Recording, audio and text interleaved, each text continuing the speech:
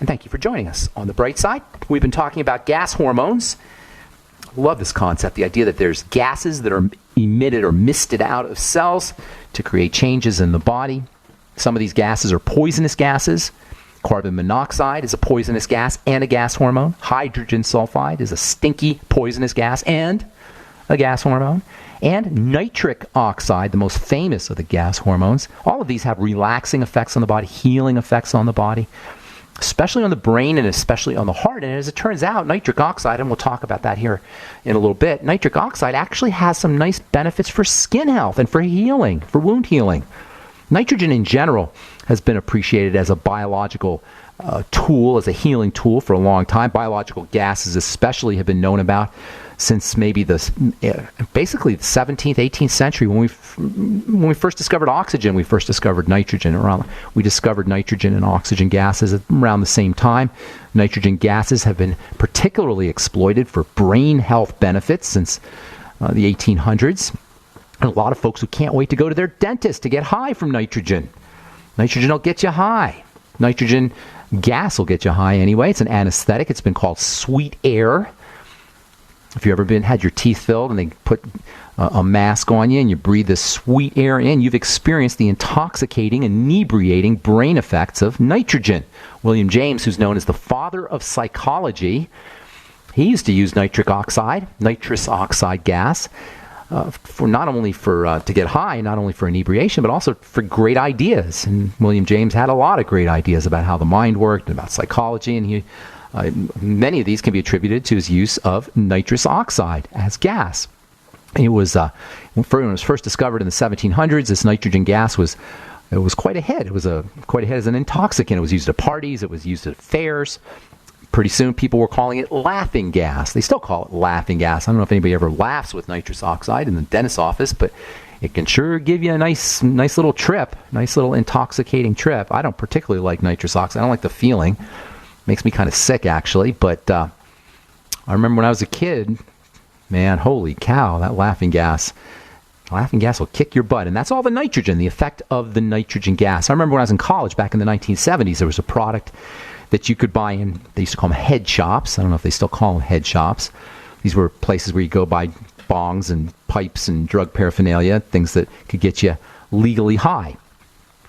There was one product that could get you legally high. We used to like to check out all these little products when we were teenagers and college students. Well, college students are prone to intoxicating, not all college students, but a lot of college students obviously are prone to these intoxicating substances. And I remember one particular legal intoxicant that was called Locker Room.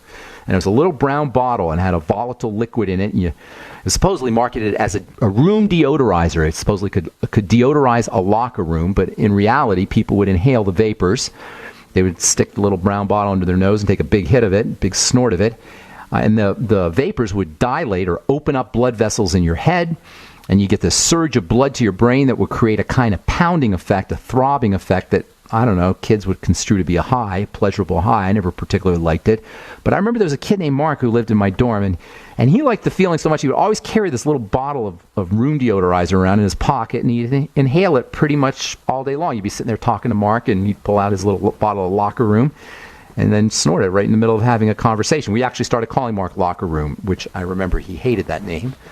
And we'd be there. Oh, there's Locker Room. He's coming in. He'd be snorting his little Locker Room bottle. Locker Room, as it turned out, the product, not the kid, was nothing more than nitrogen gas.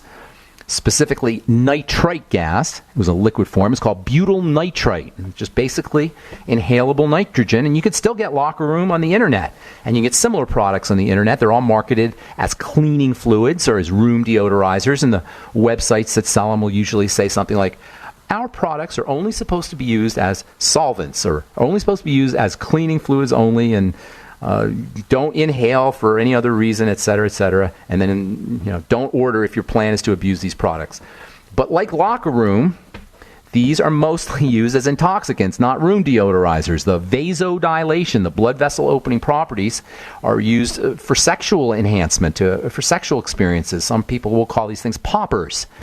And they're used because when you inhale them, if you time it just right, you can have this intense sexual experience as the blood surges up to your head.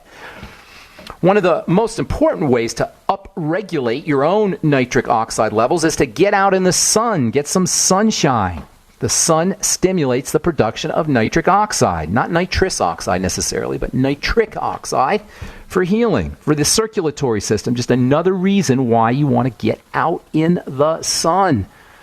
I posted, I did a Facebook post on an article that I read that just kind of struck me as being very important about the sun and weight loss. It turns out that the sun is important for helping you lose weight. The sun has an appetite suppressant effect, and the sun is important for lowering your blood pressure via this nitric oxide effect. Get out in the sun. And if you're trying to use sunscreen, if you use sunscreen to get out in the sun, you're going to inhibit this nitric oxide boosting effect. So get out in the sun without your sunscreen. Yes, I said that. Get out in the sun without your sunscreen. Don't burn.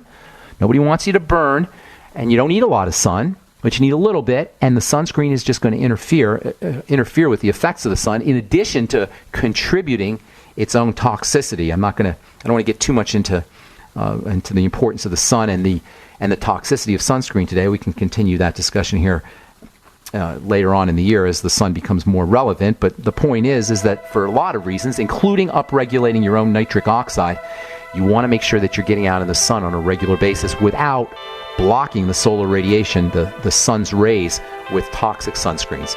Okay, got more to say about nitric oxide. We'll take your phone calls as well. 877-300-7645 is our number. I'm Pharmacist Ben. You're listening to The Bright Side on the Genesis Communication Network. We'll be back after this. Okay, our number today, got lines open for you. Please call early so we don't have to leave anybody on hold. 877-300-7645, 877-300-7645. If you have questions about health, nutrition, prescription drugs, if you want to get off your meds and get on a good nutritional supplement program, we can help you do that. We're talking about nitrogen, specifically nitric oxide, super important gas hormone, gas transmitter. Upregulating, stimulating your own nitric oxide is a wonderful strategy for relaxing the body, for opening up blood vessels, for helping heal the heart, for reversing degenerative diseases of the heart, for skin health, for health of the blood vessels, for health, for wound healing. There are all kinds of reasons why nitric oxide is important. And one of the best ways to upregulate nitric oxide is to get yourself out in the sun without sunscreen. Yes, I said that, without sunscreen. Now, you don't want to burn. That's not a good idea to burn. But the sun is extremely important for a lot of reasons. Everybody knows about how the sun will upregulate vitamin D. The sun is important for stimulating serotonin, natural serotonin, so you don't need to be on a Prozac-type drug, a serotonin reuptake inhibitor-type drug. And certainly for nitric oxide, the sun is very important for upregulating nitric oxide. Sunshine equals nitric oxide. Sunshine equals nitric oxide equals pain relief, because nitric oxide is one of nature's pain relievers. It's one of the biological system, the human body's way of handling pain. That's what I talk about. That's what I mean when I talk about how the human body is self-contained. It has its own drugs. It has its own natural pharmacy. It has its own natural antihypertensives. It has its own natural antibiotics. It has its own natural vasodilators. It has its own natural sun protection. It has its own natural mental health chemicals. It has its own natural pain-relieving and anti-inflammatory chemicals as well. Drugs imitate in a toxic fashion, and they can't help but be toxic because they're imitations. They imitate in a toxic fashion what the body makes. There's a famous story. Deepak Chopra tells a story, which I always love to tell. Oh, he's sitting on a plane, and he's talking to the guy next to him, and the plane's about to take off, and the guy next to him has some Valium, because he's got anxiety when he flies. So the guy is taking his Valium, and he says to Deepak, this is all Deepak's telling the story, he says to Deepak, "Hey, you want a Valium?"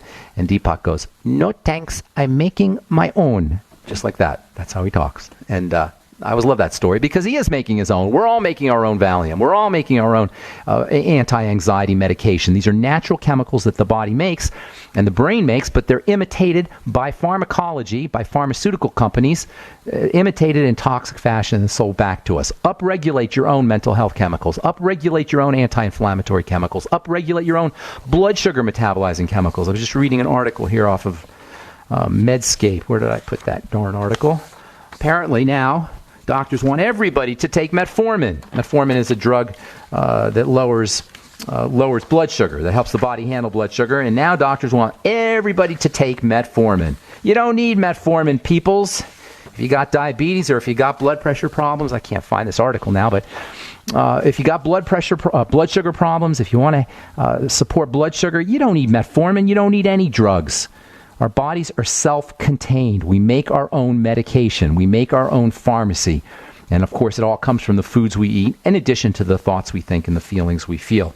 I'll get you this article here when we come back from our next break. In any case, nitric oxide is one of the body's natural wound healers, natural pain relievers, natural anti-inflammatory medication. That means because the sun upregulates nitric oxide, that means the sun stimulates your own pain-relieving chemicals.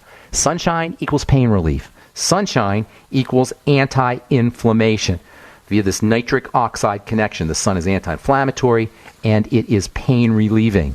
How do you get nitric oxide? So the sun is how you stimulate nitric oxide, but how does the body make nitric oxide?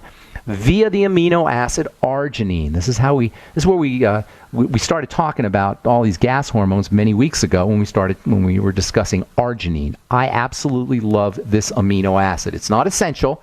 It's not one of the mighty 90 nutrients. The mighty 90 are essential, like air. You got to have the mighty 90 like you got to have air. Arginine is not essential in this sense because the body can make arginine, but it is conditionally essential, which means even though you don't absolutely positively have to have arginine in your diet because your body can make it, it's probably a good idea. Now, one of the things about arginine is that it helps you make nitric oxide. Now, arginine is a super carrier for nitrogen. Remember, nitrogen is mega important. It does work in the body. I've been calling it an explosive element. It's not really an explosive element. It has to be combined with other things to be explosive, but nonetheless, nitrogen is super important. If you're a weightlifter or you're a bodybuilder, you're really paying attention to your nitrogen levels. In fact, bodybuilders will check something called nitrogen retention or nitrogen excretion to see how much nitrogen they're holding on to or nitrogen they're using or nitrogen they're excreting. Bodybuilders are paying close attention to their nitrogen levels if they're really serious and they're making money or they're professionals or they're training for some kind of contest. They're going to pay close attention to their nitrogen levels. Well, guess what? We're all bodybuilders. We may not be in a contest. We may not be training for anything specific, but just being alive is a type of bodybuilding exercise.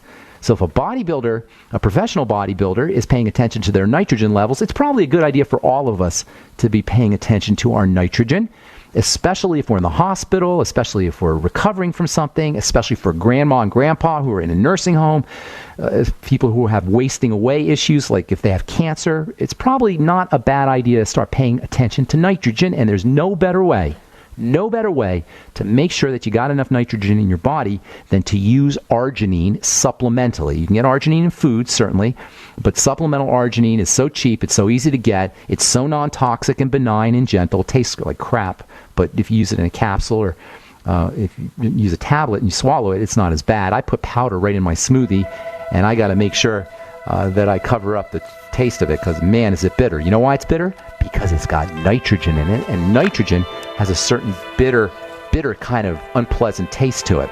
Anyway, we'll come back and take your phone calls. We'll continue talking about arginine and nitrogen and nitric oxide when we return from our break. 877-300-7645 is our number on the bright side. We'll be back after this. I'm a pharmacist, registered pharmacist from Boulder, Colorado, and I just don't like the idea of prescription drugs. I never liked the idea of prescription drugs. I went to pharmacy school to study food, believe it or not. I was fascinated with the idea of food as medicine. I always thought that food was the best kind of medicine. Even when I was in high school, I was fascinated by the food effects on the brain and the effects of food on the body. I went to pharmacy school to study this, and when I got into school, this was 1982. Oh my, I can't even believe it. 1982. And first thing you do when you go to pharmacy school is you have an interview with the dean. He just kind of clues you in on what to expect, and he asked me why I wanted to be a pharmacist and what I hope to accomplish. And I told him, well, I want to study food as medicine. And I remember the dean just thought that was the funniest thing he ever heard, and he laughed. And it's like, what the heck is going on? Why are you laughing? Well, we don't study that. We study drugs here, prescriptions. And lo and behold, he was right.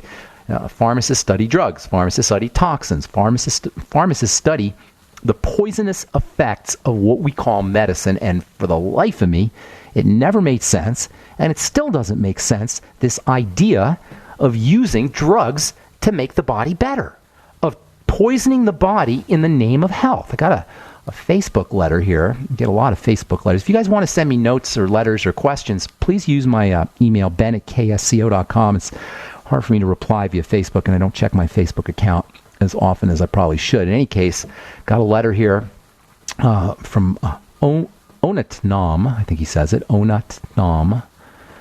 He says, I hope you're doing fine, being blessed. I have a friend who has shared with us this information. And he's talking about his friend here. My last doctor's visit was with my cardiologist. For all the testing, I either had a virus that attacked my heart. I love this idea. Viruses attack our heart. This is what the doctor told him. The virus attacked your heart. And now your heart is messed up and you got to be on interface with the medical model the rest of your life because the virus attacked your heart. This is what its cardiologist said. Did the cardiologist look for the virus? Did he see a virus anywhere? No. He just said he attacked his heart. The virus didn't attack your heart. Because then this guy says, for all the testing, I either had a virus that attacked my heart years ago, or it's genetic. This is another nonsensical thing that the doctors will say when they don't understand what's going on. And this poor guy really believes his doctor. I either had a virus that attacked my heart years ago, or it's genetic, which is a strong possibility. No, neither of those are possibilities. Your heart is degrading probably because you're not taking care of yourself. That's why our hearts degenerate. That's why our bodies degenerate. Don't blame viruses. Don't blame your mother and father's genetics. Blame our crappy lifestyles. So this guy continues. Anyway, I have to wear a defibrillator vest until they confirm if the medication is strengthening my heart. This is what this guy believes. He has to wear a defibrillator vest because a virus attacked his heart years ago, and he has to wear this vest, this defibrillator vest, which is an electronic piece of equipment, until they determine if the medication is strengthening his heart. You guys, this is stupidity of the highest degree. Medication is poison. Poison with a capital P. Poison cannot strengthen your heart. I'm not blaming this poor guy. He's just repeating what his boneheaded medical professional told him. The medication's got to strengthen his heart. This guy's heart is working at 25 to 30%. I have been able to tolerate the medication to the level they want me to take it. He says tolerate. He probably has no sexual life. He's probably fatigued all the time. It may be affecting his brain, etc. He said, he continues, the doctor said my heart could stop while I'm sleeping and no one could know. Oh, my goodness. So here's the deal. Okay, and Onatnam writes, she's on Facebook, and I do not know what to say or do. And I guess this guy's in Kansas City. You'll be here on KCMO on the 15th, and I'll try to get her to come to see you. Listen, if you have a heart problem, it's not a drug problem. As we've been talking about arrhythmias here for the last, we talked about it for a few days last week and earlier this week. If you have a rhythm problem, and that's what a defibrillator vest is supposed to do, is correct a rhythm problem. If you have a rhythm problem, it is secondary. It is following fibers and inflammation and death of heart cells. You got a messed up heart, and you got messed up heart cells. And there's only one reason why heart cells are messed up, and it's the same reason why bone cells are messed up, and why muscle cells are messed up, and why nerve cells are messed up, and why any cells are messed up. They're starved, they're suffocated, and they're toxic, period. And I know it's not sexy, and I know it's not high-tech, and I know it doesn't sound fancy schmancy, and I know you don't need an 8-year, 10-year medical degree to understand this, but that's the point. Health is simple. This is what we talk about on the Bright Side every day, and this is what we talk about in our presentations every day, and this is what I'm going to be talking about in Kansas City on Monday. Health is simple. If you got a messed up heart, whether it's atrial fibrillation or arrhythmias or ventricular tachycardia, or you've got blockages, whatever, suffocation, starvation, and toxification leading to inflammation is all you got to figure out, all you got to address. Toxification, sugar is the main toxin in the body. And certainly fluoride and chlorine and drugs and all the crap we're breathing and drinking and eating doesn't help, but the main way the heart gets attacked and the body gets attacked, toxic way that it gets attacked, is from sugar. I'm not Mr. Health Nut guy, dietary guy. I'm not ripping anybody. I'm not being a food Nazi here, but the facts are the facts. Sugar is a poison. Sugar is a toxin. And anything that breaks down into sugar quickly is going to mess up the heart, and it's going to mess up the circulatory system. Witness the 1 out of 3 Americans that have diabetes and blood sugar problems, and witness the millions of people who are affected by heart disease. So, for defib or for fibrillation problems, you don't need a defibrillator, and you don't need a prescription drug, and there's no medication that is going to make your heart stronger. Number one, limit your intake of sugar and also use nutrients that help the body process sugar. That means the sweeties, that means Beyond Tangy Tangerine, that means magnesium, the Beyond OsteoFX, that means your essential fatty acids, the ultimate EFAs, in addition to making sure you're staying away from putting the fast-burning sugars into your body. And that includes fruit juice, by the way, and of course desserts and cakes, in addition to cereals and flours. Then make sure you're breathing. Lack of oxygen will trigger inflammation faster than anything, or as fast as anything. And we don't breathe. We don't breathe correctly. Over the course of time, our bodies contract. As we experience traumas in our life, our bodies contract, microscopically contract. We've developed these micro contractions in the body. The micro contractions end up causing pockets of lack of oxygen throughout the body and including the heart. And of course, that's going to result in arrhythmias and cardiovascular heart health issues. Did this doctor, the doctor cardiologist with the defibrillator vest and the poison drugs, did that doctor tell his patient about deep breathing techniques? Or he probably thinks that's funny. He probably thinks that's silly, something that you read about on the internet. Well, guess what? If you suffocate, if you hold your breath, if you don't have oxygen in your blood, if your blood is clotted and clogged from lack of oxygen, of course you're going to have heart problems. So sit on the couch and practice deep breathing. And then thirdly, make sure you're supplementing, especially with the B complex and the electrical nutrients. And how interesting is it that the B vitamins and the electrolytes, potassium and calcium and sodium, are urinated out. They're water soluble, so they're urinated out, and they're singularly important for the heart and for the brain. How relevant do you think it is that B vitamins, B vitamin deficiency is common and heart disease is common? Get on the B vitamins. Get on niacin, thiamine. Vitamin B2, riboflavin, vitamin B12, stupendously important for the heart.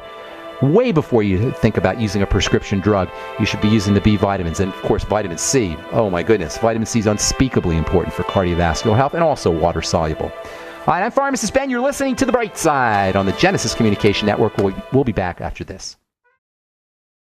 Number, let's go to Texas and say hi to Luke. What's up, my friend? Welcome to The Bright Side. Hey, Ben. How's it going? Going good. How you doing, bro? Pretty good. Just had a few questions. My wife, she has asthma.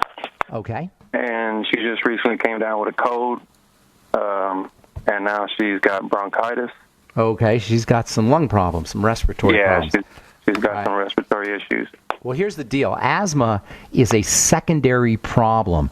So something is triggering the body, is triggering her immune system, is overloading her immune system, but her immune system is already sensitized to something. Most people don't have an issue when they breathe things in, but asthmatics are so sensitive that their bronchioli, their little tiny vessels in their lungs, will close up with the slightest insult, and that's because they're overloaded, or the immune system is overloaded. The most likely suspect to an overloaded immune system is the digestive system, and that usually means some kind of food allergy, food intolerance, digestive problems of some kind. I've yet to meet an asthmatic, and I've met many of them in my 30 years of being a pharmacist, or my 28 years of being a pharmacist. I've yet to meet an asthmatic who doesn't have an associated digestive health issue. Does that sound familiar at all? Yes. Okay, well, that's where you need to be focusing, not the lungs, but on the bowels and the digestive system. First things first, get yourself a little notebook, and you want to do a food diary, and you want to link digestive problems and respiratory problems, both of those, to specific foods. In other words, whenever she has an asthmatic attack, she wants to go back to her food diary and see what she ate 2, 3, 4, 8 hours before, probably somewhere between 2 and 8 hours before. And if she keeps a running total, she'll notice that certain foods are associated with her asthmatic attacks. Likewise, with her digestive symptoms. Diarrhea, constipation, bloating, nausea, discomfort of any kind, heartburn, queasiness, any digestive symptomology needs to be associated with foods, and those foods need to be eliminated. That's job number one, linking the respiratory, the lung symptoms, the asthma symptoms to specific foods, linking digestive problems to specific foods. And by the way, it's great that she knows, that you guys know that there's digestive issues. A lot of folks don't even realize there's digestive issues, and they got to find them. But so you're ahead of the game. So you want to look for link those digestive symptoms that you know about to foods, and look for any digestive symptoms, link them to foods, same with respiratory effects, and then link those to foods. Then Is that okay so far? Because there's a couple more things. Yeah. Okay. Yeah, that's fine. Okay, good. Okay, so that's number one, is link the respiratory issues and the digestive issues to foods, eliminate those foods. Then you got to start working on the digestive tract. And this is just part of being a healthy human being. Whether or not you have symptoms, just if you want to live a long, healthy life without diseases and without degeneration, without degenerative diseases, and if you just want to stay strong, focus on digestive health. Eating less is one of the best digestive health strategies that you can ever use, and it's cheap. The less you eat, the more money you're going to save. Fasting is the same way. You'll find that her digestive symptoms and her asthmatic symptoms will drop. The symptoms will be reduced when she eats less, and especially if she fasts. So fasting and eating less, and then using a good source of probiotics, that is good bacteria. Don't underestimate the importance of probiotics for the immune system, of good bacteria for the immune system, and for the lungs as well, and also for the brain, and also for blood sugar as a bonus. And there's lots of ways you can do this. You can make your own fermented food, get a book called The Art of Fermentation, or another one called Wild Fermentation. There's lots of good fermented food books. They're easy to make. Fermented foods are really easy to make. Sauerkraut, miso, tempeh, and of course using a good probiotic supplement can go a long way towards helping the digestive system, helping the blood sugar system, helping the immune system, and helping the lungs also. I like the Biolumin Nightly Essence, but there's lots of good probiotic supplements that you could use if you want to shop around. The thing about probiotics is different brands will affect different people in a different fashion. So you may have to play around with the brand of probiotic. I like the Biolumin Nightly Essence as a starter. You'll just have to see how you do. And when you're dosing yourself with the Biolumin Nightly Essence, you want 3 capsules in the morning, 3 capsules at night, and then you want to increase your dose to the point where you don't notice any increased benefits, and then just stop at that dose. So if you notice more benefits with 8 capsules a day, take 8. If you notice more benefits with 10, take 10. If you don't notice more benefits when you take 12, then you just stay at 10. So you kind of dose yourself functionally. Of course, digestive enzymes and apple cider vinegar can also help the digestive system. Lecithin can also help you digest your food as well. The Jordan Rubin probiotic enriched products are great. I love the Suero V. I've talked about this many times in the past. If you're trying to go through a fast and you have a problem fasting, do the Suero V while you're fasting, either the Suero Gold. I like the Suero Citrus. You do a bottle every Jordan recommends 1 bottle every couple of hours, half a bottle each hour. I just sip on it all day long. I don't even really pay attention. And what you'll notice with the Suero V is you're energized. You got plenty of energy, and that's one of the big things when people fast is they're afraid they're not going to have enough energy. The Suero V will get you right through it, and it gets you right through any kind of cravings. It's also good for dieting. Even if you don't want to fast and you just want to reduce your calories or reduce the amount of food you're eating, the Suero V can be a nice meal replacement in the sense that it'll keep you going without having to eat. Then there's nutrients that's one of her issues too. She feels tired a lot too. It's all connected, my friend. It's all connected to the fact that she's not getting energy from her food, and it probably started very, very young. It could have easily started at birth. The probiotics will make a big difference. How old is your wife, by the way, Luke?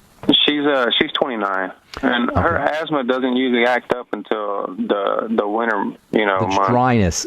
When it's dry, the less moisture that's in the air, the more sensitive both the skin and the lungs will be. And that's one of the reasons why people get eczema in the wintertime, and that's very common that people will get asthma in the wintertime because it's drier. Now, you live in Texas, so it's not tremendously dry, but it's still drier in the wintertime than it's going to be in the summertime, and people will notice that their skin reacts differently for that reason. There's things you can do for the lungs directly when you have asthma. Keep in mind, and this is very important, asthma is an immune condition. It's a defensive response. It's one of the ways the body protects itself, and so you need to take care of the assaults on the body, and that's job number 1, and that's the whole food thing. But there's things that you can do directly for the lungs, and there's lots of nutrients, and everything I'm going to tell you about now, if anybody's out there listening who's a cigarette smoker, everything I'm going to tell Luke is going to be important for your lungs as well if you're smoking cigarettes. Number 1, vitamin C. Very important for respiratory health. If you're smoking, you want to be using your Beyond Tangy Tangerine after every cigarette. And then if you have asthma, Luke, for your wife, have her sipping on the Beyond Tangy Tangerine. The Beyond Tangy Tangerine is just a wonderful nutritional product, but it's great especially for the water-soluble nutrients. And before we went to our break in our last segment, I was saying how we urinate out our water-soluble nutrients, and if we're not replacing the C and the B, and the so-called electrolytes, it's very easy to become deficient, and asthma can be triggered by deficiencies in vitamin C, electrolytes, the B complex, nutritional deficiencies in general. So have your wife sipping on the Beyond Tangy Tangerine. That'll get her the vitamin C and the water-soluble nutrients, the electrolytes, potassium and such, and then also the B complex, which is very, very important for the lungs and for the immune system. And then there's some fatty nutrients that are important, specifically vitamin A and vitamin E. Stupendously important for the lungs. You want about 400 IU of vitamin E a day. Vitamin E is tricky to get from food, and it's cheap enough that you can just go get supplements. Fatty oils are going to be your best source of vitamin E, wheat germ oil and sunflower oil and seeds, but you're not really going to get the kind of doses you need for respiratory health from seeds and from oils. So go get yourself 400 or have your wife taking 400 IU of vitamin E a day. And again, if you're smoking cigarettes, you want to make sure you're using vitamin E. 400 IU a day. I take 800 IU every day. If you want to heal from something, taking very high doses of vitamin E can also accelerate the healing process. And again, Luke, it's very important for the lungs. There's a nutrient called NAC, which we've talked about in the past, very important for lung health. NAC, N-acetylcysteine, is its technical name. And NAC can also be very important for lung health. Again, after you're smoking cigarettes, or if you're smoking cigarettes, you want to make sure you're using about 500 milligrams of NAC a day. And that's something else that your wife might want to think about is 500 milligrams of NAC a day.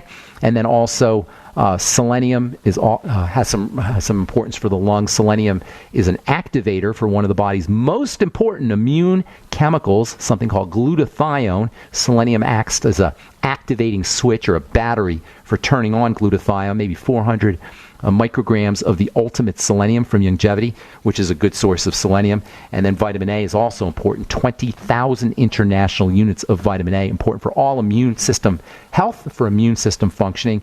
And vitamin A, like vitamin E, is very difficult to get from food, so you got to go out of your way and supplement for that. And thanks so much for your call, Luke. Appreciate it. God bless you. Hope everything works out. Yes, sir. Real quick. Is it okay for her to take all these supplements and stuff? Yes, absolutely. Get her on the Healthy Start Pack and then throw in those extras, the NAC and the vitamin E and the vitamin A as well. And get her on that Healthy Start Pack. Everybody benefits from the Healthy Start Pack. Thanks for your call, Luke. Got to move on. And that's all the time we have for today on The Bright Side. Thank you so much for listening, friends. I'm Pharmacist Ben. If you're in the Kansas City area, I'd love to see you on Monday, December 15th at the Kansas City Sports Complex. And have yourselves a wonderful, beautiful, spectacular day. We'll talk to y'all later, folks. Bye for now.